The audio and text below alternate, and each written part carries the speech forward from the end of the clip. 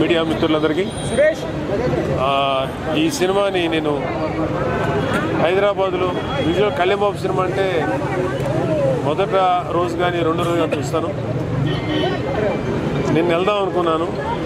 ఈలోపుగా ఇక్కడ వైజాగ్ వచ్చే ప్రోగ్రాం ఉంటే మా సందీప్ మీరు సినిమా ఇక్కడ చూస్తే బాగుంటుంది అనగానే హైదరాబాద్ చుట్టం మానేసి ఇక్కడ సంగం శరత్ థియేటర్లో ఆడుతుందని తెలిసి ఇక్కడికి వచ్చాను. సినిమా చాలా ఎగ్జైటింగ్గా ఉండాలి.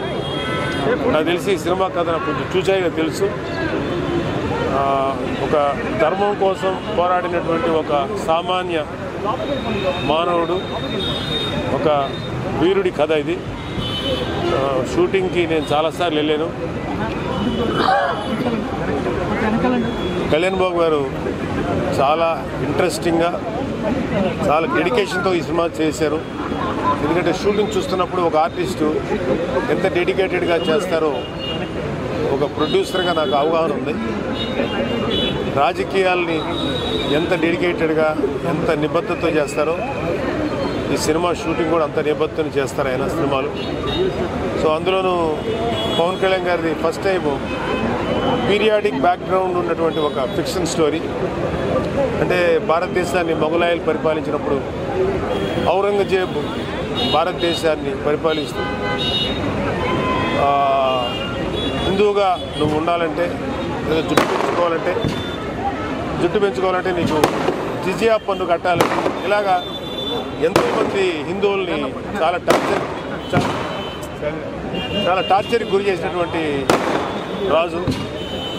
సో అతన్ని మా కాలేజీ చదివేటప్పుడు తెలుసు అతని గురించి, చదువుకునేవాళ్ళ హిస్టరీలో అతను ఎంత క్రూరుడైనటువంటి రాజు. మాకు అప్పుడే అనిపించేది ఎవరు ఇతని గురించి ఎవరు ఫైట్ చేయలేదని. అప్పట్లో ఛత్రపతి శివాజీ మహారాజ్ చేశారు, తర్వాత సంభాజీ చేశారు. కాకపోతే మనకి ఈ హరిహర వీరమల్లు అనే క్యారెక్టరు ఫిక్షన్ క్యారెక్టర్ అయినా ఒరిజినల్ హిస్టారిక్ బ్యాక్గ్రౌండ్లో కాబట్టి డెఫినెట్గా చాలా ఎక్సైటింగ్గా ఉంది చూడాలని. అందులోనూ కోహినూర్ డైమండ్కి సంబంధించినటువంటి నేపథ్యం ఇది. Let me enjoy the movie.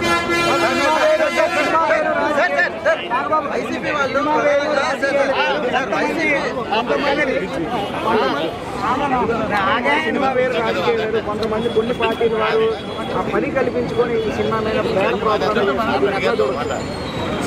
ఒకసారి ప్రజల ఆదరణ పొందిన తర్వాత ఎవడు ఏం వాగినా ఎవడు ఏం చేసినా దాన్ని ఎవడు ఆపలేడు. సో దాని గురించి మేము పట్టించుకోం. ఎందుకంటే మంచి సినిమా చేసాం, జనం చూస్తున్నారు, ప్రజల ఆదరణ పొందింది, అదే మా క్రైటీరియా. వైసీపీ గురించి మాట్లాడడం కూడా టైం వేస్ట్. Thank you.